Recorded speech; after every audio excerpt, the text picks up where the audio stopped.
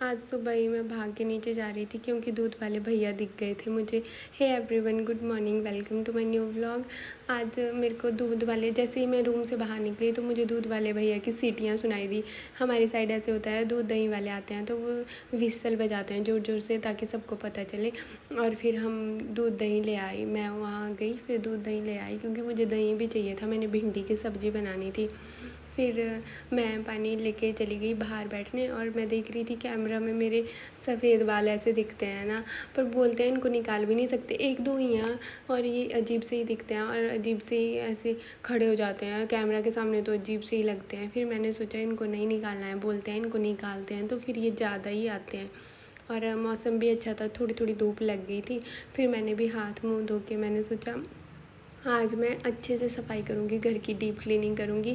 पहले तो मैंने भिंडी की सब्ज़ी काट ली क्योंकि भिंडी की सब्ज़ी काटने को थोड़ा टाइम लगता है और फिर आंवला उठ जाती है तो फिर उसके लिए खाना बनाना होता है।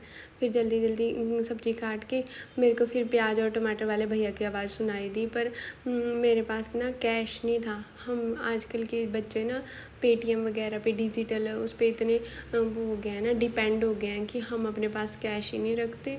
और फिर यही हुआ मेरे साथ। आज मैं नीचे गई प्याज लेने के लिए, प्याज टमाटर लेने के लिए, और वो भैया बोलते कि मेरे पास पेटीएम नहीं है, आपको कैश ही देना पड़ेगा। वैसे तो मैं रखती हूँ कैश भी, पर कभी ख़त्म हो जाता है तो फिर परवाह भी नहीं मारते निकालने की कि चलो निकाल लेते हैं पैसे एटीएम जाके, क्योंकि आजकल वही है ना, पेटीएम वगैरह का ज़माना है। पर फिर भी आज के बाद तो मैं पक्का अपने पास कैश रखा करूँगी क्योंकि कभी भी ज़रूरत पड़ सकती है।